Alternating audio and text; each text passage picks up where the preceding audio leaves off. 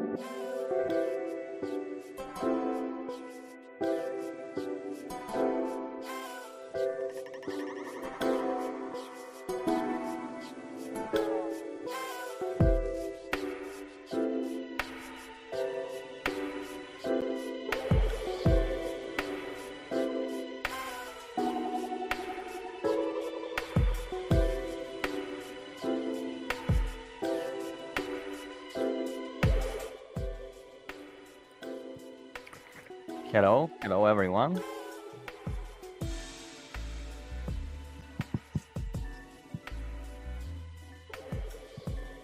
Hey guys, sorry, had a couple of technical issues. Actually, I think we're still having one. There's still some light music going on. Can you hear me? Yeah, I can hear you. Okay, cool. We just need to switch off the music. Gotcha. Yeah. Okay. All right.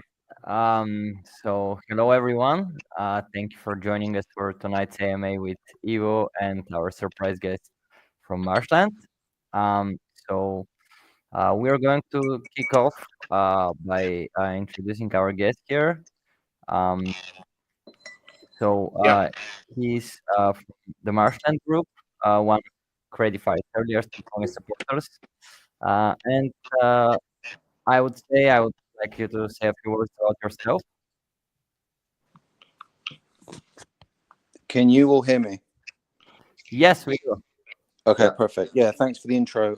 Yeah, I won't take up too much time, but essentially have been engaged in the blockchain Web3 space since around 2016. Pretty much full time from around that period. Previous to that was just a very early stage investor in Bitcoin, but very passive. That was in 2013. Just kind of saw it as a standard type of inflation asset, such as like gold or precious metals or something like that. So didn't really see the big picture opportunity per se, but felt there was definitely an expansion opportunity. Previous to that, worked in a lot of different traditional sectors such as corporate finance, the fund management space. I worked on 3 different continents. Worked in technology too. One of the companies I worked for a period of time was an open source company, services business that were one of the first outside of the US to work with Red Hat and SUSE, who were kind of like the leading open source kind of real big drivers in terms of offering support for products and services built off of open source. So it kind of gave me a really good introduction to the world of crypto, since a lot of this is very much open source technology. And also had some really good exposure to some of the really large blue chip companies such as IBM, Oracle, Sun Microsystems before Oracle bought them, Cisco for networking. Works with some of the really big system integrators over the years as well. So I understood how that kind of management and control of enterprises really kind of created. And then I've also had some time working in the insurance industry, had some exposure to Experian, and also credit insurance too. So it's pretty wide, which kind of explains probably a little bit older than the average person out there these days. Sometimes feel a little bit too old, but yeah, that's hopefully a decent summary. Thank you, David. I just wanted to add that we really love to have you here, and thanks for. Sorry, David, did you just drop off? I think he did. Okay. Let's wait for him. Um, yeah, I mean, sure. Maybe I as you can just give you still, you guys. can. Okay, there he is. He should There be it here. is. Yeah, sorry guys, I'm back. Yeah, sorry for that. Yeah, man, thanks for joining us. I mean, we have been working closely for quite some time now, and it's a pleasure to actually have you and introduce you to our community. Overall, I just wanted to say how we think this AMA and how we have structured it. It's just we wanted to have a brief discussion with David from Marshland. And after that, we're gonna be having the questions which you guys have sent over to us, and we're gonna be answering them. However, we don't want to take too much time from David's side. So, yeah, David, probably I think that most of our community is really interested in RWA as a whole, and especially what Credefi is trying to achieve here. So we have prepared like 2, 3 questions for you, and perhaps you can give them some light on your vision and your opinion, especially regarding what we're doing, and that would be great if you don't mind. Yeah, sounds great. Happy to fit into whatever your schedule looks like. Okay, Oh, great. all So we right. can start with the questions. Thanks. All right. So I'll have only 3 questions for you, and I'll try to keep it short. So initially, my first question would be, why have you invested in Credify back in the days? And what do you think is their greatest USP and value that they bring to the table? Yeah, I think look, it's a pretty standard question and it's a fair one. I think the reality is sometimes people, and I'll use the words visionaries, sometimes visionaries They see the future, but they get in maybe a little bit too soon. I feel that if you looked at something like Credefi, I could see, and obviously the guys at Credefi could see the future, right? And we're seeing probably that, what I would call the sort of like embrace and the kind of like interjection of those two worlds right now, which is, you know, Web3. Like, and by the way, how many iterations have we gone through, right? Originally, it was you know, crypto. It was you know, all these sort of relatively sort of random description names, and now we're into sort of Web3. So I think we're kind of at that interjection where the traditional world and finance and business generally is trying to figure out how it fits into the blockchain Web3 narrative. So I think probably when we first engaged with Credefi, the product itself I felt was a little early, but I also felt that if they had the right narrative and there was the right kind of story, there was the potential for this to last, right? Because essentially that's what we're trying to do.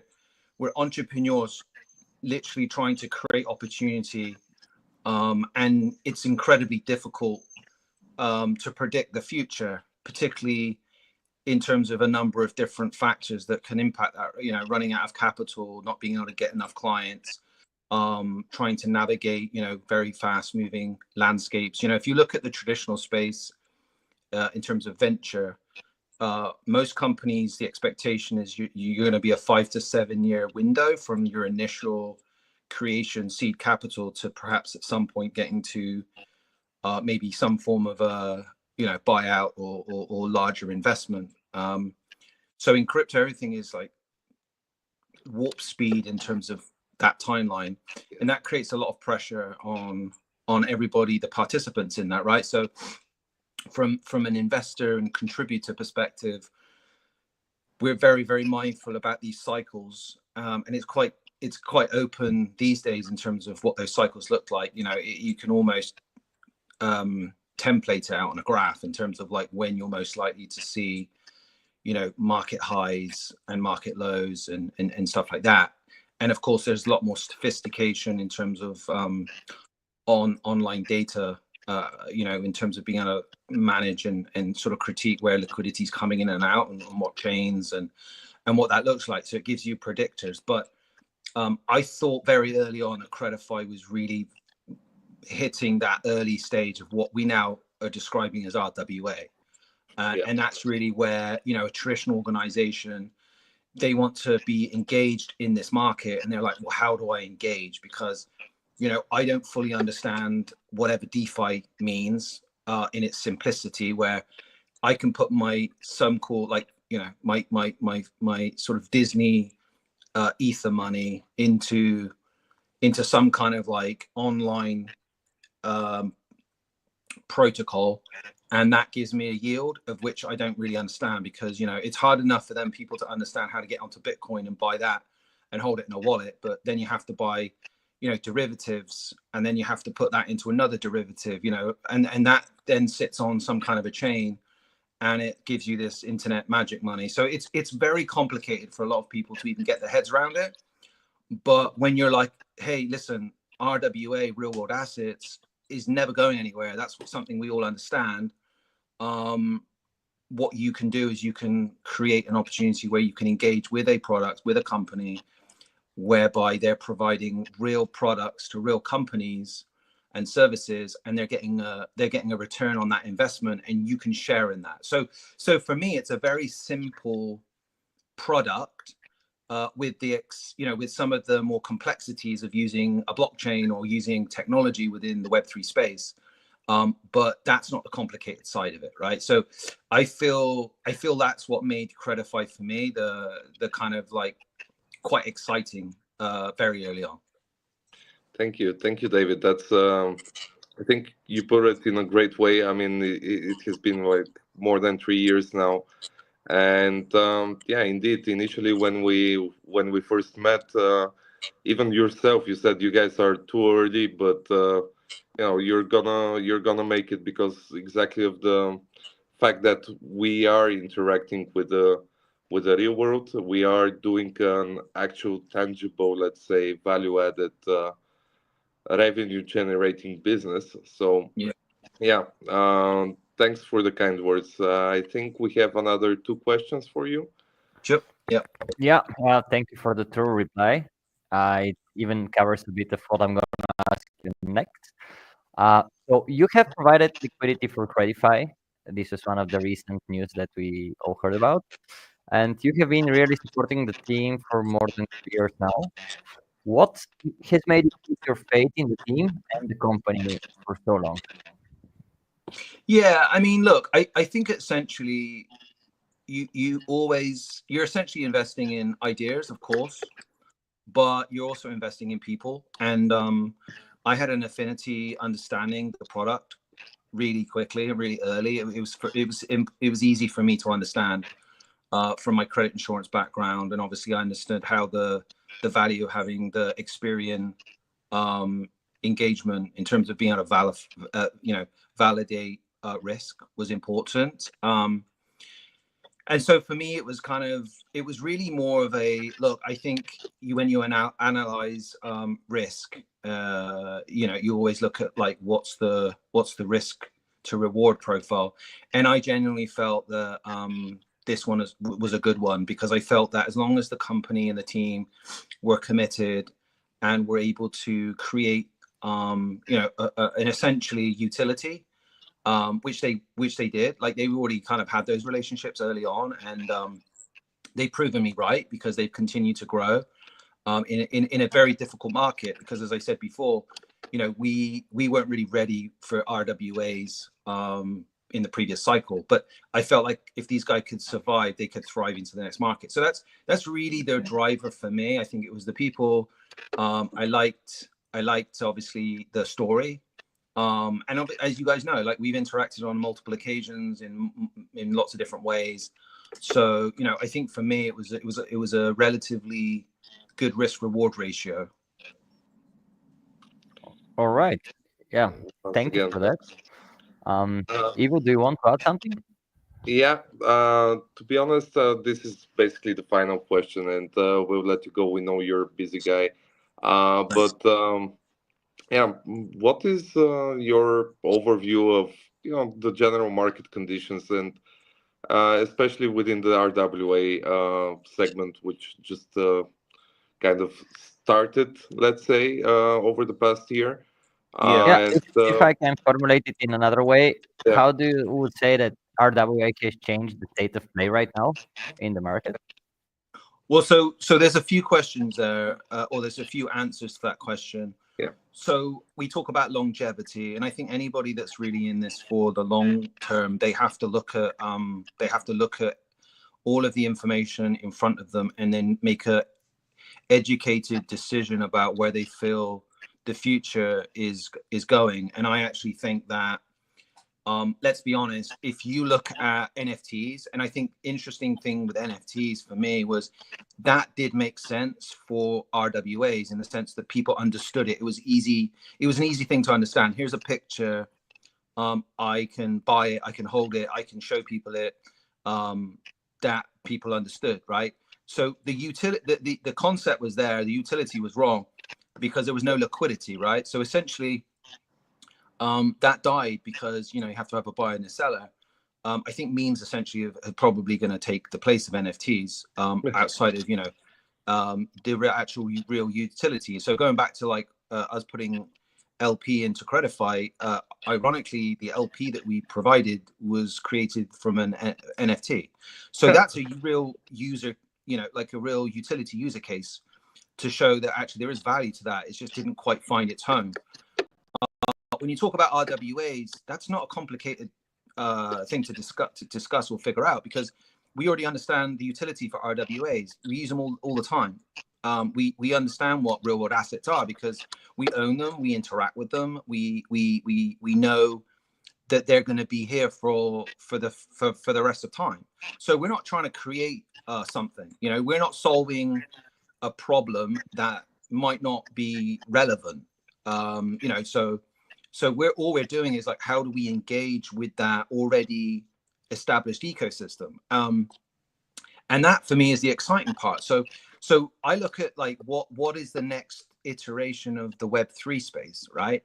Is it going to be memes 100%, because that's a way that communities can engage, have fun, and with the interact with the evolution of Solana, it's allowing people to essentially trade in that for like $2 because the gas is negligible, right? And that brings us to Ethereum, right? And it also answers why we felt that the place to put the liquidity provision was on Ethereum. Ethereum has created really an ecosystem for large enterprise, real world companies to come in, because it's large enough and it's scalable enough. And they don't worry about, trying to run really quick, second by second iterative tradings, right? So for them, like paying a couple of bucks or even $5 or $20 isn't a big deal, because they're dealing with large assets, right? So look at Lido, look at the Pendle, look at Ondo Finance. These are essentially infrastructure plays that are benefiting and can engage with RWA ecos, and this is what Credefi essentially is also going to be beneficiary of, because I know that if you look at what the next stage is, we believe it's AI. Of course, there's going to be some form of gaming, but gaming is quite complex. But RWAs isn't, because essentially you're going to a traditional company that already has a product, has a service, and saying, hey, how do I engage with the blockchain? And that's it. It's kind of really that simple. There's a few more complexities in terms of, what blockchain or how does that work, but that's essentially it. So the one big ecosystem that I genuinely believe is going to have massive growth, more than probably all the others combined, is RWAs, because it essentially taps into something that's already there. So I think the future is huge. We're already starting to see that with Mantra, because they've kind of put themselves out there around, being the first L1 that's sort of like structured ready for RWAs. And I think we're already seeing, the speculators getting into those markets. There's a few others. And I think right now Credefi is really, really cheap in terms of its value for a company that's actually generating revenue. So I think the future is great. I think obviously anyone that follows politics, particularly in the US, I think that's going to be a massive narrative that comes out of the new administration, because I think they will want to drive, businesses to engage in this ecosystem. And I think we're probably going to see a super cycle pretty much driven by RWA activity, in my humble opinion. Thanks again for answering all of the questions, and in such a thorough way.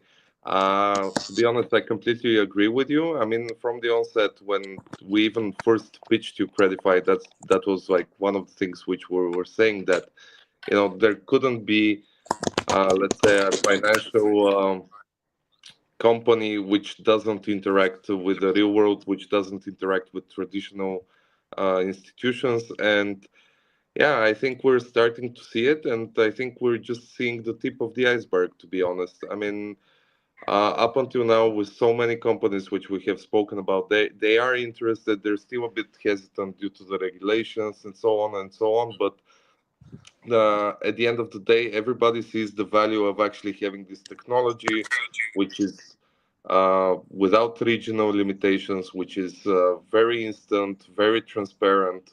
So all of these are beneficial factors for actually offering your assets to a worldwide market, right? So, and with the right, let's say, regulatory and governmental incentives, I think more and more are gonna be coming towards, bringing their assets on chain, and towards companies such as Credefi. That's why we have been preparing, and we have been speaking for a long, long time about, trading of financial assets on chain, or even completely emitting them solely on chain instead of like doing, let's say, double or mimicking an indices. I mean, the future is so bright in that sense. I mean, there's so many different financial instruments which can be introduced and which can benefit from the blockchain technology. And I do think that a lot of the big companies are actually recognizing it. Even the fact that BlackRock is entering into the market, they are speaking about, opening also RWA fund. So all of these are just, as you said, um driving forces for a super cycle. We hope it comes sooner rather than later, but we are, I think, well positioned to actually see it. Yeah, and in addition to that, if I can bring one community question that just caught my attention, if you don't mind, guys. Sure. Okay, so what would you say, both of you, are the primary challenges in integrating real-world assets into the Web3 ecosystem, and what are the expectations for achieving mass adoption there? David, you want to go first? Yeah. So look, I think we talked about like where's this going, and I mentioned this is something that's going to be like a very long term development cycle, because as I say, there's already a marketplace there, and it's the largest. If you think about it, like, because essentially what we're saying is, how do we adopt like what is real today in the business sense, in the commercial sense, into Web3? So it's going to happen. Um, you know, how quickly? I think that was a question mark. But I actually feel that with this new administration in the US, and like 70% of all capital comes from the US, which is pretty remarkable, because we know how difficult it is for Americans to invest and to engage in this market. And so you've had this huge barrier of entry to a lot of companies and businesses and people that are US based. That's probably all going to go away. And I actually feel that with some of the with at least some of the early stage communication that's coming out of the new administration, they're talking about creating this kind of almost Harbor 2.0 type setup. And if anyone isn't sure about Harbor 2.0, what that is, but it's essentially some kind of directive which was similar to the dot-com bubble, where they allowed innovation and they didn't stifle it. So it was kind of almost like, in very simple terms,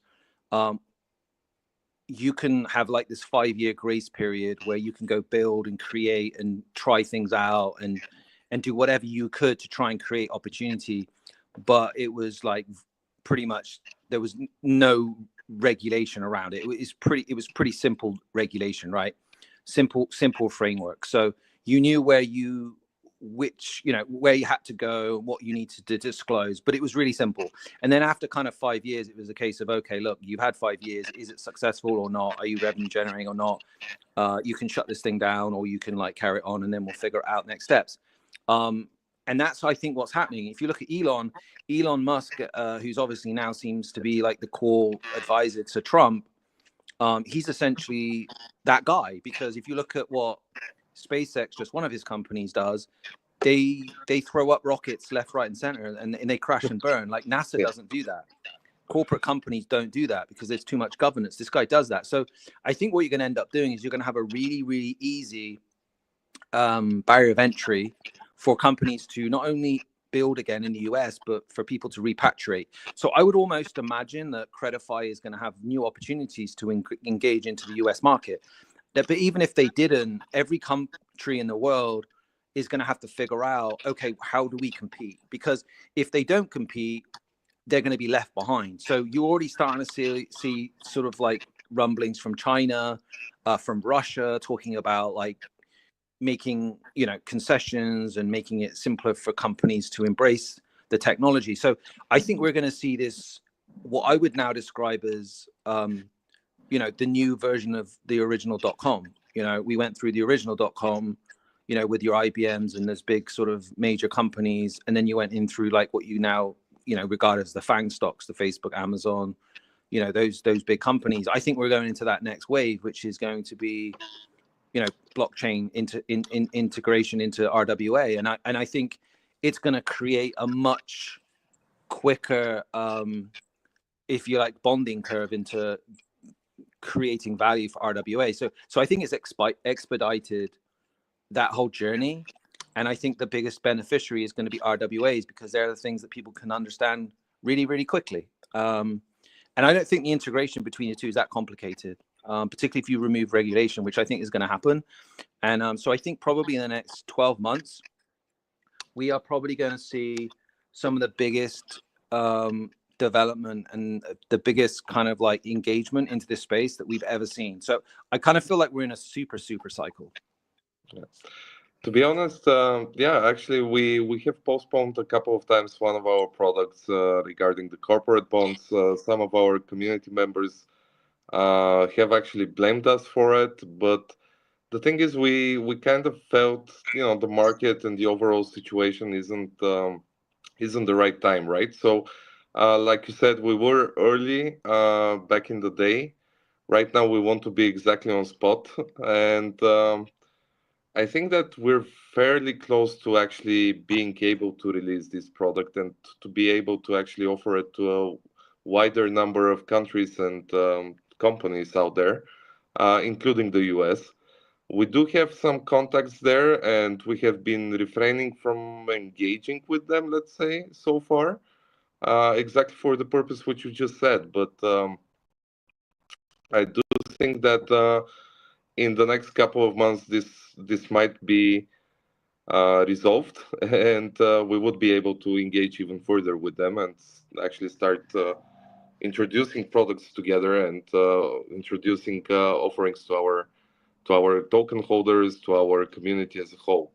So yeah, hopefully you're right. We do hope so as well here at Credefi, and in the meantime, we do have a couple of other products and services which are coming, basically this by the end of the year and beginning of next year as well. Exactly in preparation of this super cycle and RWA, let's say, hopefully frenzy, which is coming our way. And yeah, well, David, it was a pleasure. I know you have a lot of things on your basically on your mind and a lot of tasks, so we wouldn't want to take too much longer. If you have any closing remarks towards our community or anything else which you would like to share, please do so. Yeah, sure. Appreciate that. No, it's good to come here and talk and engage. Not really. I kind of just sort of want to put out there that, when we're looking for, I don't know what everybody's reasons for being engaged in this space, whether it's speculation only or whether they really, I mean, ultimately everyone wants to be successful and make money, right? Like that's the reality.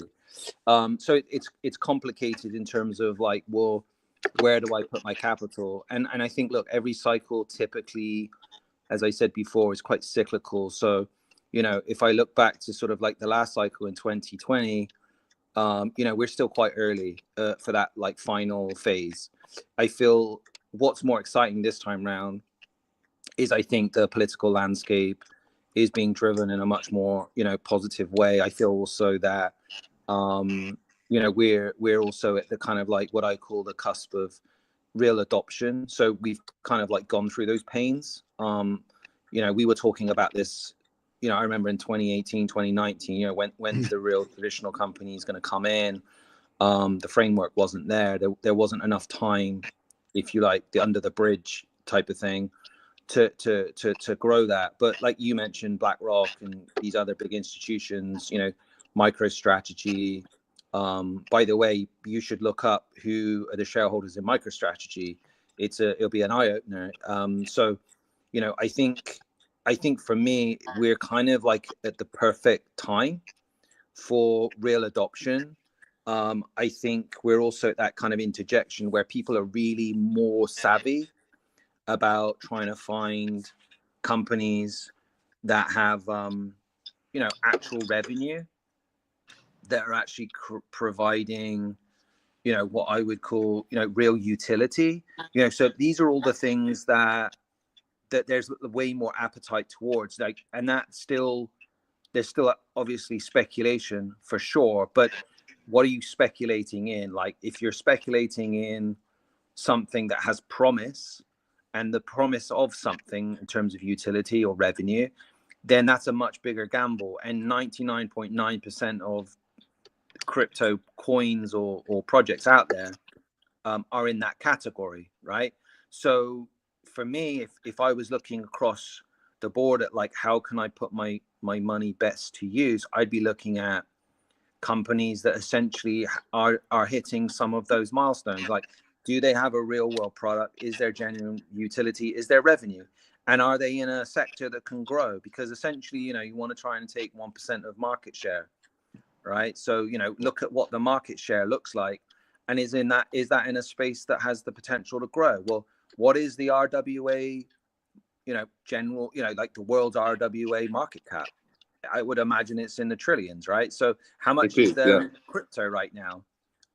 Relatively small amount, I would imagine. And then I'd be looking down at all the companies that are under the RWA section, and I'd be like, what's my best bet? Where can I see value? So for me, I think Credefi is a massively undervalued company that essentially has huge promise, because I'm getting it at a relatively cheap price. I'm also investing into something that essentially can grow, that can scale, with real companies. So they're going to understand me. So when a big business comes in and says, how can we work with you? They're going to have a lot of the infrastructure that you potentially need already, right? So you're not trying to build stuff for a product or that is undefined. You're essentially trying to work with organizations that have got most of the stuff figured out. They just don't know how to integrate into Web3, and that's really you're the guys that are help bringing them in to maximize value. So there's a lot less barrier to entry than trying to create the next big thing that maybe no one's ever heard of, right? And then you got to figure out, is there a market for it? And that's the most exciting thing that essentially, I think people should consider, and that's something that smart investors do. So, as I say, I believe Credefi is on a really good S curve in terms of being able to take advantage of what's coming up. I think there's a product.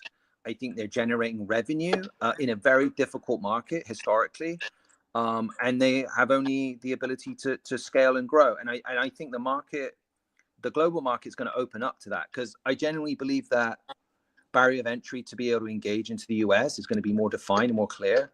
And I think, the rest of the world's going to have to figure out how they compete with that. So I think a lot of the barriers that are there for entry today are going to be gone. I would say really in the next 12 months. I don't see it taking any longer than that. And, at the end of the day, if you can't compete, you're going to lose, and somebody will go somewhere else, right? Because you go where the opportunity is. So I think all I would say to everybody is, like, be patient, because we haven't long to wait.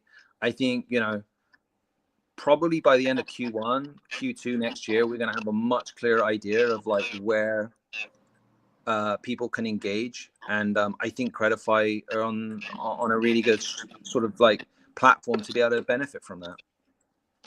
Thank you. It has been a real pleasure having you here as a guest. We are planning to have like a couple of those AMA sessions with different stakeholders into Credefi, users, lenders, liquidity providers, as well as borrowers, just to showcase some of the benefits which we're bringing to the table, but also honest opinion, basically, by people who are heavily into the sector. Thanks once again. And we'll leave you to it, I guess. Yep. Thank you very much for joining us. Yeah, thanks, guys. Pleasure hosting you. Thank you. Yeah, thanks for the invite, and hopefully it was useful. And yeah, looking forward to seeing how the guys continue to grow into this space. I think we're definitely gonna inform you and keep in touch. Best, and obviously part of hopefully the. All right, guys. Ciao. All right. Bye. Yeah, have a good evening. Bye bye. All right, people. Uh, this was David from the Marshland Group. They have been with Credify, as I said, from the very beginning of the project. They have uh, massive belief and faith in the project, and they have recently provided liquidity so that we can all of us trade and buy the coin without any liquidity issues. Um, so moving further, we're going to go with the AMA questions, with which all of you submitted. Now, I know that you want to hear all your questions answered, but I'll try to pick like the best of them. So if you don't hear yours answered, just don't hate me for this. Um, all right, Ivo, are you ready? Yeah, sure. Let's go for it. Let's go. Okay, so I'll start with one very long question. So I will need probably about 1 minute to read it to you because the Okay. question itself involves like two, three questions interconnected into each other. But yeah, okay. So let me go now. Do you guys feel satisfied by seeing your progress and achievements till now? When you look back to the day when you started this project, this is the first part. I'll let you answer, and then we'll Uh, do the longer one. the connection was a bit bad, like just in the beginning. If you can just repeat it one more time. Sorry for that. Yeah, no problem. Do you guys feel satisfied by seeing your progress and achievements till now? When you look back to the day when you started the project, Credefi. Well, that's a difficult question to answer. I mean, of course, we are kind of biased. To be honest, I am. We have made quite a few mistakes, like also from the get-go. We come from the traditional financial sector. We thought there is a better way and a way to improve actually financing small and medium enterprises. We were let's say more of a as a hobby into the blockchain and into crypto as well. But that was back in 2017.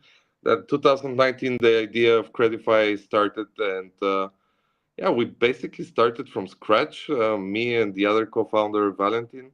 So of course, yeah, we did quite a few mistakes, but then again, we're here, right? So and we're actually doing, at least from my perspective, we have managed to create value both to our investors, token holders. We managed to create value to our customers and users as well.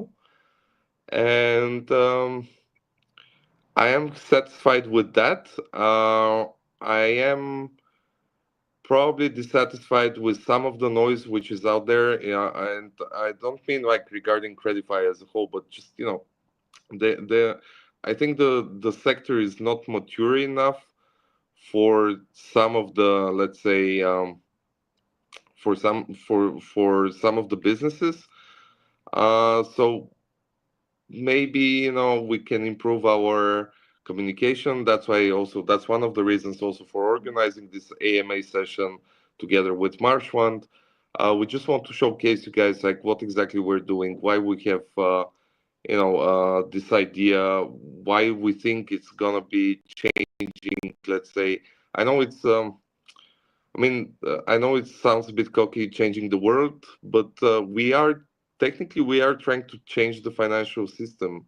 The way old kind of, let's say, trading, lending, and so on is done, and it's not an easy job, right? So I think there was this saying: the only people who are basically changing the world are the ones crazy enough to believe they can change it. Well, I do think Yeah, we had some craziness in us, and we still do. Actually, over the this bear market was heavy for quite a lot of companies, projects, as well as for us. But we're as crazy as we were at the start. I mean, basically, we just want to make value and bring this great value proposition to people, that you can actually go borderless, you can actually lend, earn, and trade financial instruments without having to go to brokerages, banks, bureaucracy, and all that. And I think we have done a good job with that. I mean, we have proven that it's possible. Now it's time to scale up and grow, basically. All right. Yeah. Thank you for the reply. And now the follow-up from this same person that submitted this question is the following. Revenue is an important aspect for all projects to survive and maintain the project/company. How have you been able to build a complete project, and what is the way to generate profit revenue of the token? As you have said, the bidirectional bridge and integration with centralized exchanges are highlighted in the upcoming milestones. So, could you please provide details about the bidirectional bridge, its significance, and the challenges associated with integrating native protocols with exchanges? Um, Again, sorry for that. Maybe the connection is not really well. I mean, on my side, up until now, it was quite good, but uh, the microphone wasn't really well. Sorry, guys. I mean, sometimes there is this kind of technical issues. Could you just repeat the first part? Yes, revenue is an important aspect for all projects to survive and maintain the project company itself. How have you been able to build a complete project, and what is the way to generate profit/revenue of the token itself? Okay, yeah. Well, the token itself doesn't generate revenue and profits. I mean, the products and services we're offering, and we're releasing also new ones, they are the ones who are generating our revenue. And I mean, just as David said, like some tokens, especially, like for example, meme coins or something, they're there just because of speculation. I mean, there isn't actual business case behind them, right? With Credefi is the other way around. We first build up the business, and then we start actually, profit sharing and generating profits and so on for our token holders. So we do have, I think, quite a good tokenomics model where both Credi and XCredi are deflationary tokens. There is a buyback and burn mechanism. There is a profit share mechanism. So as long as we are able to attract borrowers, as long as we're able to attract liquidity and basically loan originators, we're good to go. We have been able to do it even in the bear market, just because from the initial setup and also from the initial raise, we have put quite some of the treasury into the loans, and we have provided liquidity onto the platform ourselves as a project, and we are generating quite a decent APY on it, which you guys can take advantage of as well, since our autonomous earning product is already live and running. So you can basically generate anywhere between 12 and 15% straight away. So technically speaking, that's how we managed to survive and how we are basically cash flow positive, which I think is important for any business, especially in the long run. The more we expand, the more liquidity we actually accumulate, the higher the profits, the more the burns, the more the buybacks, and vice versa. So we're not generating revenue and profits out of the token, we're generating it out of the business model. I hope that answers your question. Yeah, definitely does, I think. Thank you for the detailed reply. Now I'll jump to question number two, which is Oh, that was actually, one question. yeah, Okay. this was one of the longest one. I decided to go Uh, directly with it. yeah. Okay. Let's go. So what are the key advantages that the real world SMEs have in obtaining funding through Credify over traditional financial lenders?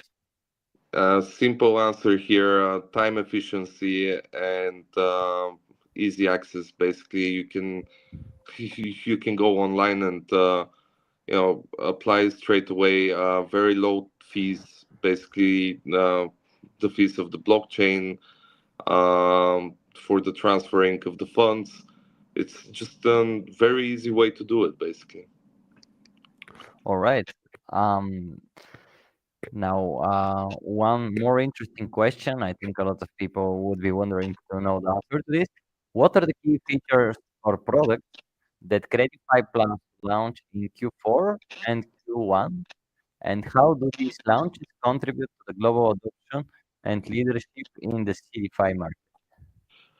Okay, yeah, we have been speaking about our, roadmap for quite some time. We haven't changed it too much. I mean, there is, small ups, like small add-ons to it, but the general vision is remained the same for quite some time now. There's two products which we're very, very excited for, which is the IBAN service, which is, to be honest, just about to be released, guys. For anyone who has joined, here's some insider information. We're gonna be sharing a small teaser tomorrow, and next week as well. Then there is the NFT corporate bonds, which we touched upon with David. We have postponed them several times, not due to the from technological perspective they're ready, from legal requirements they're ready. It's just we felt that it's not the right time on the market. Right now we think that it is kind of getting there, so we're just small touches and prepping up the marketing efforts as well. So this is gonna be released fairly soon as well. And then for the next year and next Qs, of course, of our general roadmap since day one, we have promised a purely peer-to-peer segment of the platform. So yeah, this is out as well, and there's gonna be. I promised you guys a surprise. We'll say it back like at the end of the of this session, but there's gonna be some nice add-ons to the peer-to-peer segment. Let's say from now, and towards the end of the section, I'm gonna give you a bit more insider info. All right, that sounds spicy. Let's see. Okay, jumping to the next question. We have talked about the strengths of the project a lot, and here on the contrary, we have a question from one person who is interested in the difficulties and challenges. So, what difficulties did the team face while developing the project, and how have you overcome them? Uh, well, we're still facing them, guys. I mean, there is so much noise in this space. There is different KOLs, there's different PR agencies. Like, um, basically, some of our community members have actually even mentioned it. Like, crypto is all about hype. I do agree to a certain extent, but mostly, I mean, hype is all about pump dump. There were a lot of projects which have disappeared completely, even big names and big ones. I mean, hype is not everything. Building a sustainable business model, I think, is more important than that. But as you said, like, we're speaking about our weaknesses. Probably one of the weaknesses that we our marketing is more, let's say, not about hype, not about pumping, but rather educational, rather trying to actually explain to the users why this is important, why the RWA is gonna be out there, and I mean, as David said, we were speaking it 3 years ago. Now it's starting to get more attention into it. So yeah, probably biggest difficulty is actually making a name for yourself and the marketing efforts. This would be something which I think even now is still a difficulty for us. Also, just because we do want to have, like, we wouldn't throw all of our budget on marketing without any development or without anything else. Like, we want to be compliant. We don't want the project to get involved in, let's say, a legal case or something like that. And all of these do cost money, and sometimes we cannot just throw money on marketing and just for the fake hype, which will go away in, let's say, a week. We try to be a bit more uh, sustainable and longer term. But I think at the end of the day, this is the difference between projects which make 1,000x and projects which make like 50x or 100x and then disappear. Yeah, I agree with you on this one. All right, we have gone through 4 questions. We are going to the fifth one now. Mm, Um, yeah. I'll Uh, try to be quicker because we have really pushed on time, and I think maybe people will be a bit all bored right, at yeah. some point. Yeah. Let's try to be quicker on this one. Yeah. Okay. So, is it a goal for Credi and X-Ray to become top 100 tokens? And how big is currently the team that you're working with? Team is fairly small. We're around 16 people, but that's you know because we have set up the foundations correctly. We have the partnership with Experian. We have so our risk scoring is validated already.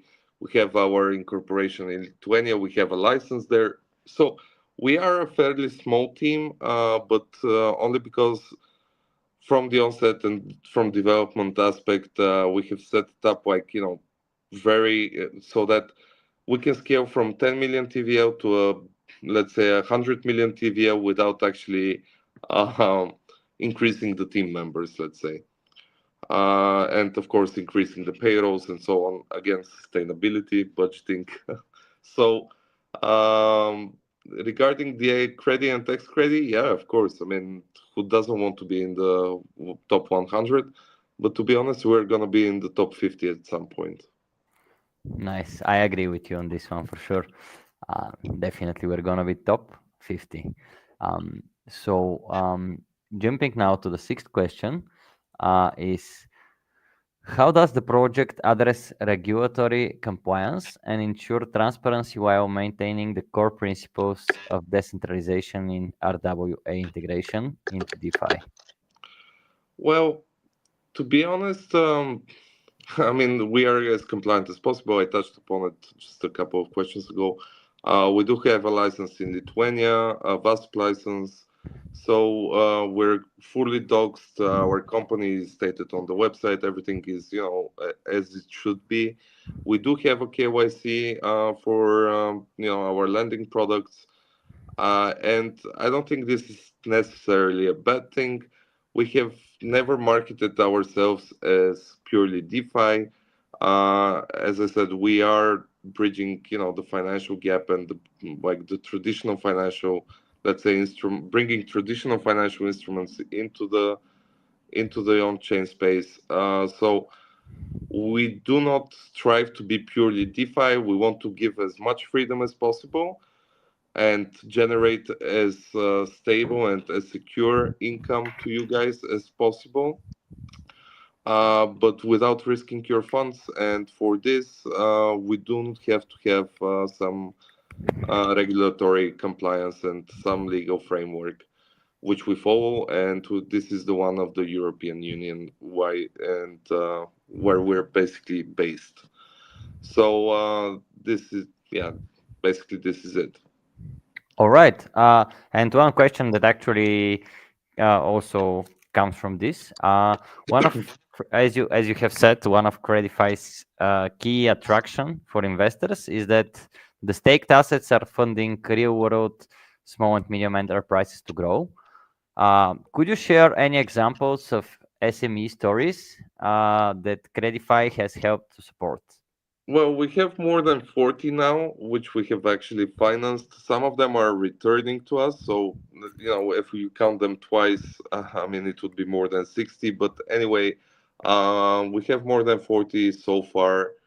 Um, just to be quick, the easiest example which I can say is there was this company who had a government procurement contract for building a fire station. It's a construction company. So the company was in a quick need of a bridge financing before basically the government paid them because they're paying 90 days post actually finishing the construction. So they came to Credify. Basically, they pledged the future receivable from the contract. So this was the collateral towards it, and they received the money in less than 24 hours. They fixed their payrolls. They managed to finish the construction. 90 days later, they repaid us in full, plus the interest. And they're actually coming. They came like 2 weeks ago again for a loan. So yeah, that's how we do it. Nice. That's a very nice application that you did there. Okay, so we're gonna shift it now a bit. We have three questions left.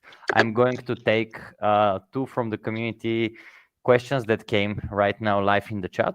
Um, so Jennifer here is jumping in, and she says, "Great work you're doing here. How does Credify ensure the security and transparency of the real-world assets that are tokenized on the platform?" Technically, we're tokenizing the debt itself. I mean, you're financing the debt part. So the actual asset is used as collateral for now. So technically speaking, we do have a collateral administrator, which is in the form of a licensed financial institution. They are the ones who are basically evaluating the collateral and technically liquidating it in case there is a default. We knock on wood. There were no defaults up until now. We just had like three delinquencies, which were postponed by 60 days, and that was it.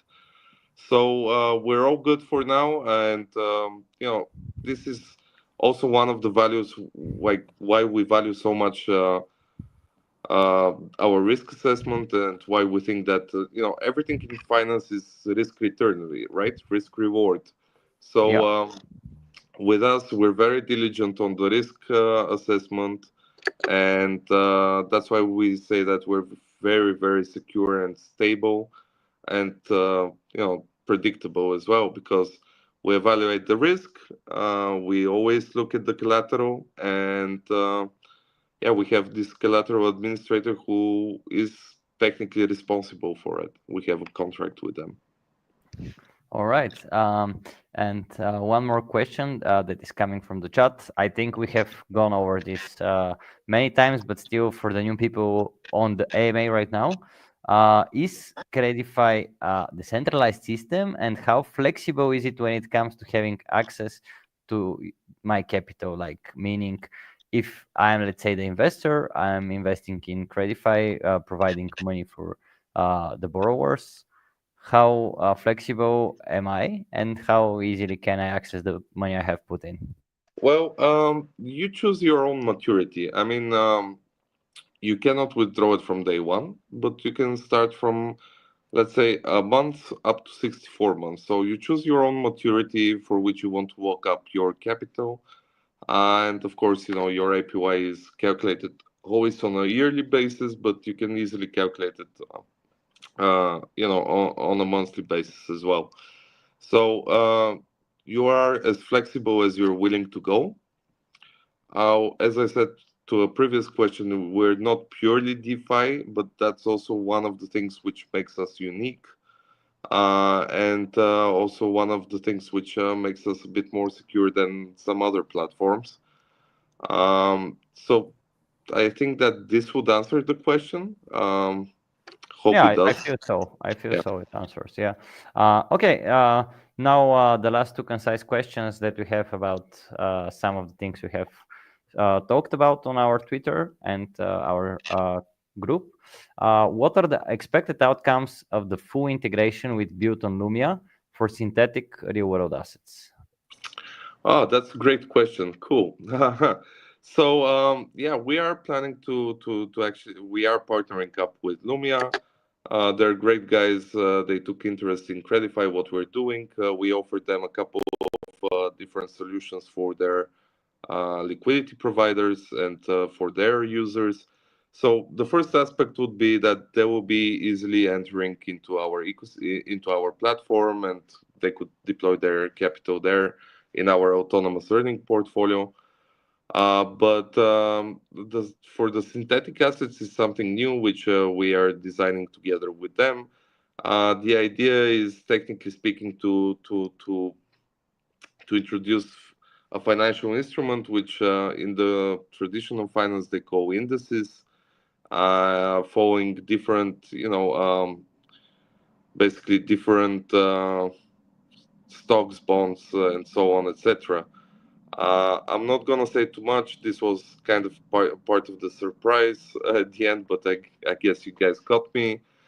But yeah, with the synthetic assets, we're planning to create different baskets of different assets, um, which are real world. Some of them will be tokenized. Yeah, let's leave it up to that. Okay, all right.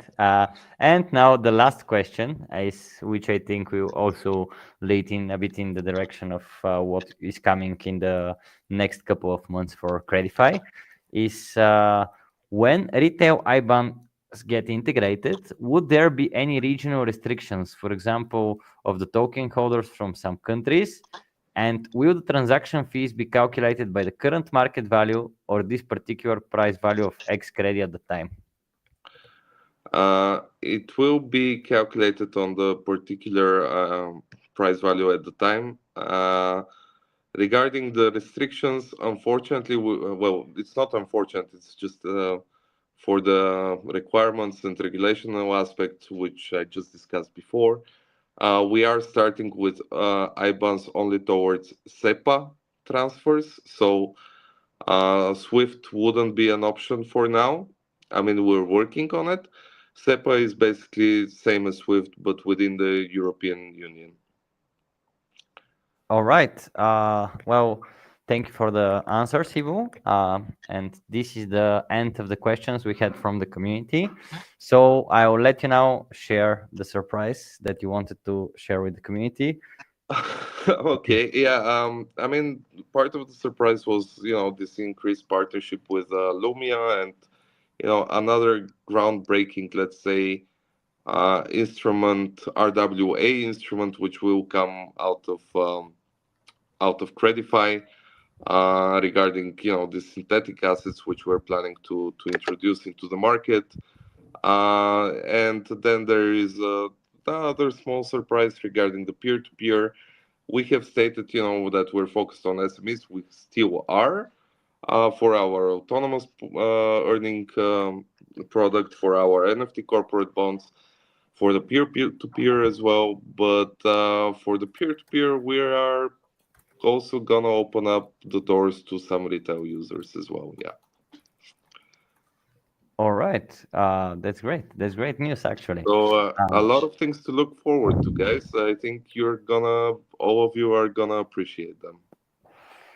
Yeah, and taking this as your last word, we're going to finish this AMA, and I want to thank everybody for joining, for sending in your questions.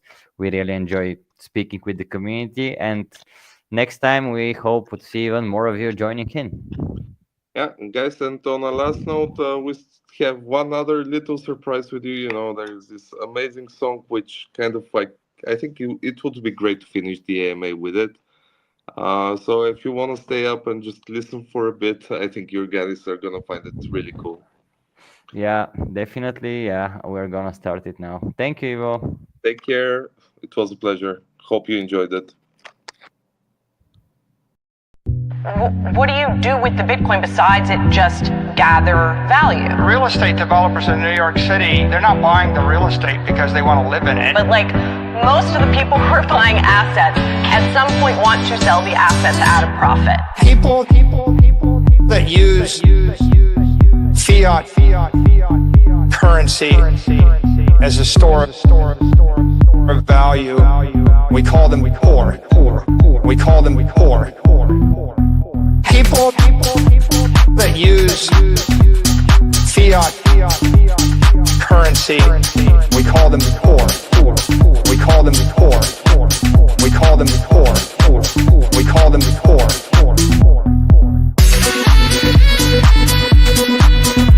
There's a name for them. We call them poor. We call them poor. Okay? Right, the point is, if you have the superior asset, it's going up forever, Laura. Forever. Right, but we can all look Bitcoin sort of as forever, Laura. People that use fiat currency as a store of value, we call them poor. We call them poor. People that use fiat currency, we call them poor. We call them poor. We call them poor. We call them poor.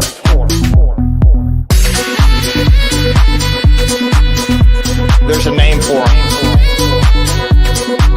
We call them poor. We call them poor. We call them poor. We call them poor. We call them poor.